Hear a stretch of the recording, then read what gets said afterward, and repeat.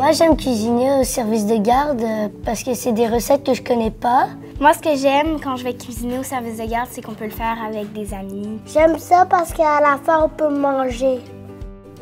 Les activités culinaires, ce sont les types d'activités qui permettent aux enfants de prendre vraiment une part active.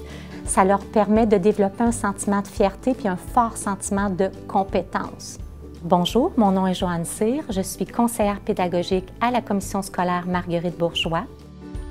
Les activités culinaires sont l'occasion de participer au développement global de l'enfant, aussi bien au niveau personnel, l'enfant socialise, le développement de la motricité fine, motricité globale, l'estime de soi.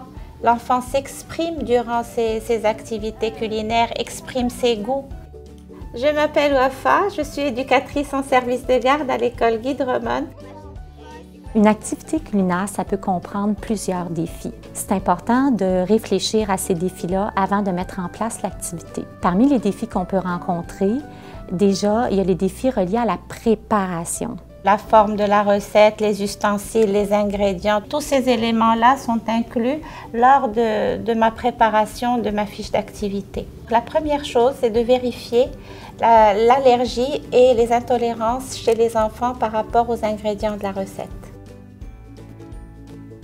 Alors, avant d'accueillir les enfants, il y a le lavage des surfaces de travail, des aliments, de tout ce qui rentre dans la réalisation de la recette. Et il est également important de garder tous les aliments périssables au réfrigérateur et de les sortir juste au moment nécessaire. Après leur accueil, ils passent directement au lavage des mains, au rappel des règles d'hygiène. Une fois que tu as lavé tes mains, tu ne mets pas tes mains dans ta bouche. Pour capter l'attention des enfants, ça peut être sous différentes formes. Ça peut être une image de la recette à réaliser et ça peut être des livres aussi pour montrer aux enfants la provenance d'un aliment qu'ils trouvent des fois dans leur assiette. Comme les carottes, c'est dans le sol vraiment. Ensuite, je leur montre les ingrédients de la recette. Nous allons avoir besoin de persil séché, des lentilles. Un autre défi va être l'aspect de sécurité. Il est très important de nommer aux enfants toutes les consignes de sécurité qu'on souhaite les voir respecter. Et je surveille mes doigts.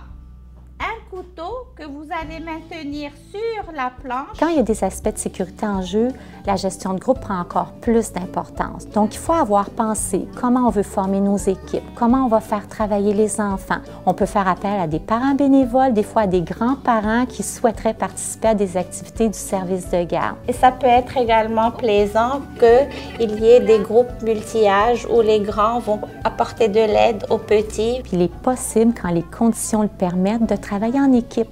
Donc, on va travailler ensemble et on va se partager des rôles. Donc, 2 éducatrices pourraient animer une activité ensemble.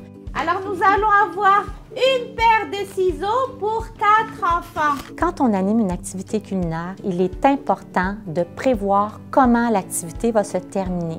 Il faut avoir pensé à ce qu'on veut faire aux enfants. Est-ce qu'on veut leur attribuer une responsabilité, leur donner une tâche, organiser une autre activité, un autre jeu, quelque chose auquel les enfants qui terminent avant peuvent s'occuper sans désorganiser le groupe. C'est bon la ciboulette?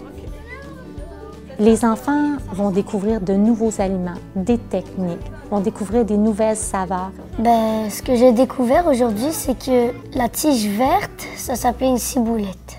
Et souvent, parce qu'on le fait dans un contexte ludique, tout va devenir beaucoup plus appétissant, beaucoup plus agréable à goûter. Vous faites à votre goût pour l'assaisonnement. J'ai découvert que l'assaisonnement, c'était des herbes, des épices. Si on se permet, dès qu'ils sont tout jeunes, d'introduire de nouveaux aliments, de bonnes habitudes alimentaires et qu'on fait la promotion de tout ça, on permet aux enfants de maintenir cette habitude plus tard dans la vie. Je sens que je participe à leur transmettre de saines habitudes de vie. Est-ce que vous allez l'essayer à la maison, votre recette? Oui! Donc, les enfants vont ramener tout ça à la maison. Ils vont être fiers de tout ce qu'ils vont avoir réalisé. Ils vont vouloir partager les nouveaux aliments, les nouvelles techniques avec leurs parents et quelquefois, on peut même changer les habitudes alimentaires de la maison par le biais de nos activités. Je pense que je vais faire la recette à la maison.